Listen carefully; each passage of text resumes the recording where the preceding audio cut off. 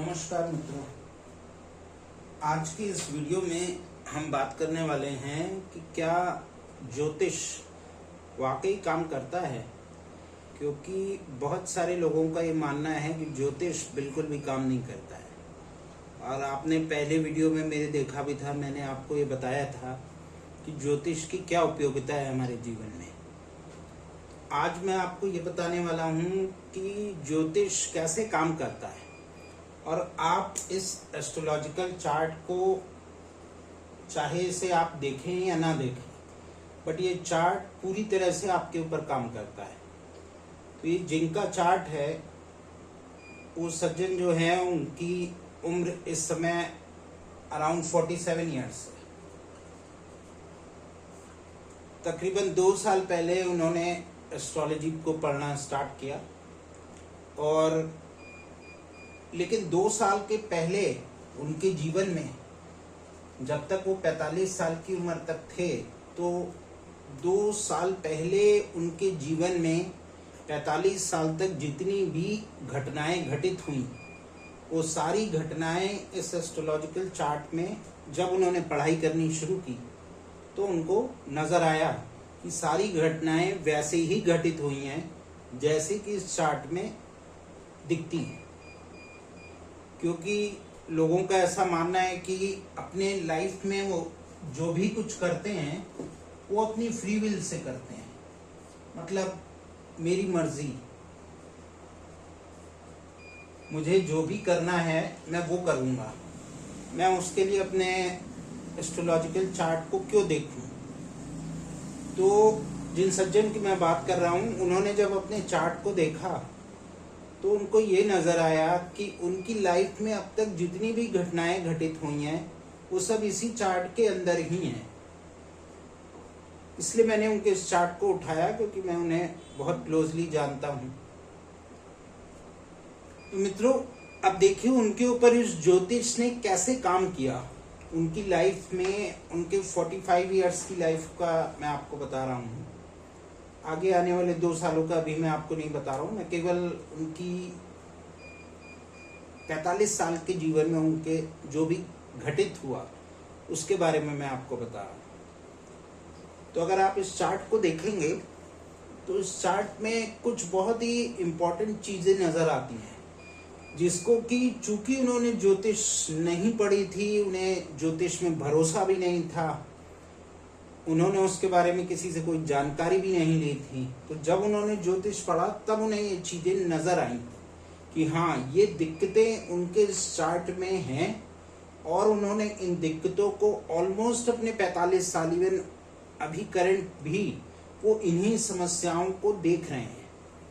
But उनको ये realise तब हुआ कि काश मैंने अपने इस एस्ट्रोलॉजिकल चार्ट का उपयोग बहुत समय पहले ही स्टार्ट किया होता। तो अगर उन्होंने इसका उपयोग समय से बहुत पहले स्टार्ट किया होता तो शायद जितनी समस्याओं से, जितने चैलेंजेस से, जितने लॉसेस से उनको अपनी लाइफ में गुजरना पड़ा, वो ना गुजरना पड़ा होता। तो अगर आप देखेंगे इस चार्ट को, इस चार्ट में इनका ये जो 4th हाउस है वो बहुत बुरी तरह से पीड़ित है। इसको हम कहते हैं कि बहुत बुरी तरह से खराब है। अब ये 4th हाउस जो है वो एस्ट्रोलॉजी में मदर को रिप्रेजेंट करता है, आपके सुख को रिप्रेजेंट करता है, आपके लैंड को रिप्रेजेंट करता है और आपके व्हीकल को रिप्रेजेंट करता है। इसके अलावा और भी बहुत सिग्निफिकेशन है इस हाउस के। तो साल 2016 में इनकी सैटर्न की महादशा स्टार्ट हुई। सैटर्न की महादशा के पहले इनकी जुपिटर की महादशा थी। तो जब तक इनकी जुपिटर की महादशा चली तब तक इन्होंने बहुत राइज किया, इन्होंने पैसा भी कमाया, बिजनेस में इन्होंने जॉब भी करी, ऑलमोस्ट सब कुछ ठीक ठाक चला। लेकिन जैसे ही 2016 में उनका सैटर्न का टाइमिंग स्टार्ट हुआ तो इनके ऊपर गंभीर समस्याएं आनी स्टार्ट हुई। इस तरीके की समस्याएं मॉनिटरी, करियर से जुड़ी, इसके अलावा इनके सुख में भी कमी हुई। इनका जो फैमिली इन्वायरमेंट था वो बहुत ज़्यादा खराब हो गया। मदर से इनके रिलेशन बहुत ज़्यादा ही खराब हो गए। इवन फादर से भी इनके रिलेशन बहुत ज़्यादा खराब हो गए। अब इस चार्ट को जब आप देखते हैं तो जब इनके सैटर्न का टाइमिंग स्टार्ट हुआ, सैटर्न इनका 4th हाउस में बैठा हुआ है एक दूसरे मेलेफिक प्लैनेट के साथ में, राहु। देखिए मैं ये चार्ट आपको इसलिए बता रहा हूँ ताकि आप ये समझ सकें कि आप अपने एस्ट्रोलॉजिकल चार्ट को अगर टाइमली देखते हैं तो आप कई जो चैलेंजेस आपकी लाइफ में आने वाले हैं, कई दिक्कतें जो आने वाली हैं, उनसे आप बच सकते हैं। तो अगर इन्होंने इसको देखा होता तो शायद ये उन समस्याओं से होके ना गुजरते। तो जैसे ही इनका सैटर्न का टाइमिंग स्टार्ट हुआ तुरंत इनको सबसे पहली प्रॉब्लम आई इनके बिजनेस में। ये जो बिजनेस कर रहे थे वो पूरी तरह से स्टॉप हो गया। उसके बाद इन्होंने जॉब में ट्राई किया, इनको जॉब भी नहीं मिली किसी भी तरीके से। साल 2016 से लेके साल 2022 तक इन्हें बहुत ही गंभीर तरीके के संघर्ष से गुजरना पड़ा। चूंकि इनका 4th हाउस खराब था तो इनको माता से इनके बहुत ज़्यादा डिस्प्यूट्स होते थे, बहुत झगड़े होते थे। उसके कुछ भी कारण हो, फैमिली इश्यूज हों, जो भी रीजंस हों, बट जैसा इन्होंने बताया इनकी मदर से बहुत ज़्यादा ही डिस्प्यूट्स थे, एक्सट्रीम लेवल तक के। क्योंकि आप देख सकते हैं कि मदर का हाउस जो है वो पूरी तरह से खराब है और इसी हाउस का इस प्लैनेट का बेसिकली सैटर्न की ही महादशा स्टार्ट हुई। और सैटर्न इनका जहां पे बैठा हुआ है वो इनका 4th हाउस है, जो कि इन सारे मेनली इन कारक तत्वों का हाउस होता है। तो सबसे पहले जो इन्हें प्रॉब्लम्स हुई, इनका बिजनेस खराब हुआ है, इनको जॉब नहीं मिली। इनको तकरीबन 6 साल तक उसी घर में इनको संघर्ष करते रहना पड़ा अपने माता से, अपने पिता से। इनकी बहुत सारे झगड़े होते रहे, बहुत सारी इनको समस्याएं होती रही, फाइनेंशियली इनको बहुत ज़्यादा दिक्कतें हुई। वो सब कुछ लंबे 6 साल तक चलता रहा। फिर 6 साल जब ये इन्होंने वहाँ पे स्ट्रगल किया, उसके बाद ये निकल के, जैसा कि इन्होंने बताया, उसके बाद साल 2022 में इन्होंने अपने ये इनका नेटिव हाउस था, इन्होंने इस जगह को छोड़ा और फिर ये यहाँ से दूर चले गए। जब ये वहाँ से दूर गए तब जाके इनको थोड़ा सा रिलीफ मिला, थोड़ा रिलीफ, ज़्यादा नहीं। लेकिन इन 6 सालों में इनके जो रिलेशंस थे वो इनके पेरेंट्स से, मदर और फादर, उन दोनों से इनके रिलेशंस बहुत बुरी तरह डैमेज हो गए। आप देख भी सकते हैं कि 4th हाउस खराब है और चूंकि सैटर्न का टाइमिंग है, सैटर्न यहाँ का, सॉरी ये यहाँ का नहीं, सैटर्न आपका 9th का और 10th का दोनों का लॉर्ड है।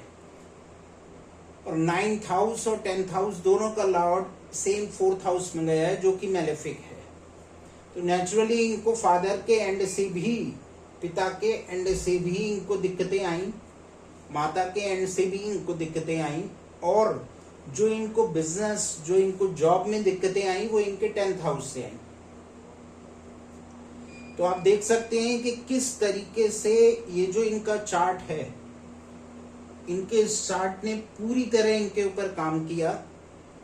तकरीबन जब तक ये अपने घर में रहे, इवन आज भी इनके ऊपर इनका चार्ट जो भी इनके मेलेफिक इम्पैक्ट हैं वो इनको दे रहा है। अब ये इन सबसे कैसे बच सकते थे अगर इन्होंने इसका इन्होंने टाइमली इन्होंने अगर इसके ऊपर एक्शन लिया होता। अगर ये जब इनकी सैटर्न की टाइमिंग स्टार्ट होने वाली थी, अगर ये उससे पहले किसी अच्छे एस्ट्रोलॉजर से मिले होते, इन्होंने कंसल्ट किया होता, तो शायद वो एस्ट्रोलॉजर इनको कुछ सॉल्यूशंस, कुछ रेमेडीज उसने इनको बताई होती। इवन अगर वो सैटर्न के टाइमिंग के स्टार्ट होने के पहले उन्होंने अपने घर को, ये इनका घर है जो कि खराब है और इसी घर का टाइमिंग आ गया, तो अगर इन्होंने उस सैटर्न के टाइमिंग के स्टार्ट होने के पहले भी अपने नेटिव प्लेस को छोड़ दिया होता तो शायद ये इतनी सारी दिक्कतों में ना गिरते हैं। लेकिन इन्होंने अपने घर को तब छोड़ा जब इनके सैटर्न की दशा 2016 में स्टार्ट हुई जो कि 2035 तक चलेगी। अब चूंकि इनका ये हाउस खराब था, हाउस एक्टिवेट हो गया 2016 में, और जब एक बार किसी भी प्लैनेट का टाइमिंग एक्टिवेट हो जाता है तो उसके बीच में आप कितने भी सॉल्यूशंस क्यों ना कर लें, वो हो सकता हो आपको 10-20% कुछ रिलीफ दे दें, बट अगर आपको 100% प्रॉब्लम्स हैं तो शायद वो घट के 80% पे आ जाएं, बट वो घट के 20% के ऊपर कभी नहीं आएंगे, क्योंकि जो उसका टाइमिंग है वो एक्टिवेट हो चुका है। तो एक बार जब किसी भी दशा का टाइमिंग एक्टिवेट हो जाता है, उसके बाद आप उस दशा के बीच में अगर कोई रेमेडी करने का प्रयास करेंगे तो उसका बहुत ज्यादा लाभ नहीं मिलेगा। हालांकि आप किसी ज्योतिषी के पास जाएंगे तो वो आपको यही बोलेगा कि नहीं, आप ये रेमेडी करिए, आप ये करिए, आप ये करिए, आप उन उपायों को करेंगे, हो सकता है उनसे आपको थोड़ा रिलीफ हो, बट अगर आपको उसका मैक्सिमम रिलीफ चाहिए तो आपको किसी भी प्लैनेट की जब दशा आने वाली है, अगर आप उससे पहले उसके रिलेटेड अगर आपको दिख रहा है कि आपको चैलेंजेस आने वाले हैं और अगर आप ज्योतिष का ज्ञान नहीं रखते हैं तो आपको जरूर अपने चार्ट को 1 से 2 साल में किसी भी अच्छे एस्ट्रोलॉजर को जरूर दिखाना चाहिए, क्योंकि वो आपको ये बता देगा कि आपका किस तरह का टाइमिंग आने वाला है। अब अगर इन सज्जन ने अपनी इस दशा के पहले किसी अच्छे एस्ट्रोलॉजर से कंसल्ट किया होता तो वो इन्हें बता सकता था कि आपके इस प्लैनेट की टाइमिंग आने वाली है और आपको इससे रिलेटेड ये प्रिकॉशंस लेने हैं, आपको अपनी लोकेशन से शिफ्ट हो जाना है ताकि आपको इसके नेगेटिव इम्पैक्ट ना मिले। और आज प्रेजेंट सिनेरियो में भी जैसा कि मैंने कहा, इनका 2016 से 2022 तक का समय बहुत खराब गया। 2022 से लेके अभी जब मेरा लास्ट टाइम इनसे संपर्क हुआ था तो 2026 जनवरी तक इनका समय ठीक ठाक था। बहुत अच्छा नहीं कहेंगे, बट हाँ ये सरवाइव कर रहे थे। जितना मुझे ज्ञान है और जितना इन्होंने मुझे बताया था कि अब इनका टाइमिंग सैटर्न में सन की अंतरदशा जो है वो इनकी स्टार्ट हुई है। अब आप अगर स्टार्ट में देखेंगे तो वो भी इनका गड़बड़ है सन तो, और सन यहाँ का लॉर्ड भी है 4th का, तो नेचुरली इस समय भी इनको चैलेंजेस इनकी लाइफ में आ रहे होंगे। अभी मेरा रिसेंट में इनसे कोई खास डिस्कशन नहीं हुआ है, बट चूंकि मेरे पास इनका डिटेल है तो मैंने इस चीज को देखा तो मुझे ये लगा कि इस समय भी इनको चैलेंजेस आ रहे होंगे और एक्सट्रीम लेवल पे भी चैलेंजेस आ रहे होंगे, इनके प्रोफेशन में आ रहे होंगे, इनको मॉनिटरी लेवल पे भी आ रहे होंगे। दोस्तों ये सब कुछ बताने का केवल इतना ही लॉजिक था कि ज्योतिष जो है, आप अपने एस्ट्रोलॉजिकल चार्ट को देखें या ना देखें, ज्योतिष आपके ऊपर पूरी तरह काम कर रहा है। इसीलिए अगर आप हर साल या हर 2 साल में कम से कम एक बार किसी एस्ट्रोलॉजर से मिलते हैं और आप उनसे कंसल्ट करके अपने चार्ट को दिखाते हैं और उनसे सजेशन लेते हैं तो आपकी लाइफ ज्यादा बेहतर तरीके से स्मूथ चलेगी। जैसा कि मैंने पिछले वीडियो में भी बताया था आपको कि एक एस्ट्रोलॉजर जो है वो एक डॉक्टर की तरह एक्ट करता है, मतलब एस्ट्रोलॉजर जो है वो एक डॉक्टर की तरह ही काम करता है। तो डॉक्टर के पास आपको कोई दिक्कत होती है आप तुरंत जाते हैं, बट एस्ट्रोलॉजी के केस में ऐसा नहीं होता है। हम लाइफ में सारी दिक्कतों को खुद ही फेस करते रहते हैं और करते करते जैसा कि इनके साथ में हुआ, अगर इन्होंने जरा भी अपने चार्ट के ऊपर ध्यान दिया होता तो इनको इतनी सारी चैलेंजेस से नहीं गुजरना पड़ता। और अभी इनकी ये दशा चलेगी 2035 तक, जिसमें और बहुत सारी खराब दशाएं भी आएंगी। जैसे सैटर्न में मून की आएगी, सैटर्न में राहु की आएगी, आप देख सकते हैं 4th हाउस में है। तो अभी आगे आने वाले 9 सालों में भी इनको बहुत सारे चैलेंजेस देखने को मिलेंगे। लेकिन जैसा कि मैंने आपसे कहा कि अब चूंकि दशा का एक्टिवेशन हो चुका है तो ये जितने भी रेमेडीज, जितने भी सॉल्यूशंस कर रहे हैं वो इनको बहुत ज्यादा इम्पैक्ट नहीं दे रहे हैं। ठीक है, थोड़ा बहुत डिफरेंसेस आ जाते हैं, 20-25% का इनको इम्प्रूवमेंट मिल जाता है, बट कोई बहुत ज्यादा इम्प्रूवमेंट इनको नहीं मिल रहा है। उसका रीजन यही है कि टाइमिंग स्टार्ट हो चुका है। तो आपको हमेशा ये ध्यान रखना है कि अगर आपको ये लगता है, अगर आप अपने चार्ट को देखते रहते हैं, आपको थोड़ा बहुत ज्ञान है और आपको लगता है कि कोई एक प्लैनेट है जो गलत जगह के ऊपर प्लेस्ड है, जिसकी वजह से आपको दिक्कत आ सकती है, अगर उसका टाइमिंग आ गया, उस दशा का टाइमिंग आ गया। दोस्तों एक चीज और बहुत इंपॉर्टेंट मैं आपको बताना चाहता हूं कि अगर यही दशा इनकी सैटर्न की दशा इनकी अभी ना आके 60 साल की उम्र में आती तो शायद इनको इतने चैलेंजेस ना आते, क्योंकि तब तक इनका करियर जो है या जो भी कुछ इनको लाइफ में अचीव करना था वो ये कर चुके होते। लेकिन इत्तेफाकन इनकी ये दशा आई तकरीबन 35 ईयर की एज में। अब ये वो टाइम होता है जब आदमी की ग्रो होने का टाइम होता है, आदमी को अपनी लाइफ में फाइनेंशियली ग्रो होना होता है। लेकिन उनकी दशा, खराब दशा ऐसे टाइमिंग पे आई जब वो 35 ईयर्स के रेंज में थे। नेचुरली है कि इससे उनका करियर भी खराब हुआ, उनका बिजनेस भी खराब हुआ, उनके फैमिली में भी झगड़े हुए, उनको फैमिली में भी डिस्प्यूट्स हुए, उनको मॉनिटरी बहुत सारे लॉसेस हुए, सब तरीके की दिक्कतें इस सैटर्न ने उनको दी। और कोई भी इंसान अगर ये सोच रहा है कि ज्योतिष उस पर काम नहीं करता है तो उसको इस चार्ट को देखने के बाद ये समझना पड़ेगा कि ज्योतिष उसके ऊपर पूरी तरह काम कर रहा है।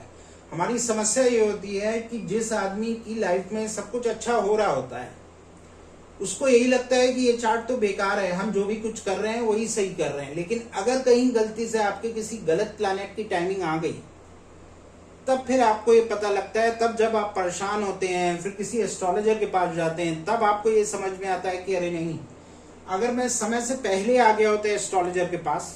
जैसे कहते नहीं है कि आप डॉक्टर के पास, आप अगर किसी बीमारी को बहुत खराब करके लेके जाएंगे, आप किसी डॉक्टर के पास तब पहुंचते हैं जब आपको डायबिटीज हो गई, यानी कि आपको क्रॉनिक इलनेस हो गई, तो अब वो डॉक्टर उसमें कुछ भी नहीं कर पाएगा।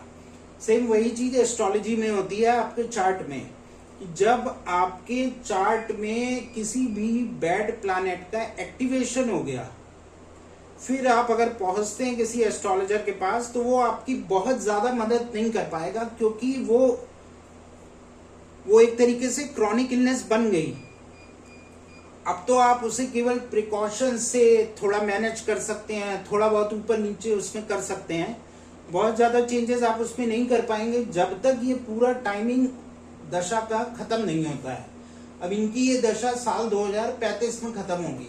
साल 2035 में इनकी उम्र तकरीबन 56-57 साल की हो जाएगी।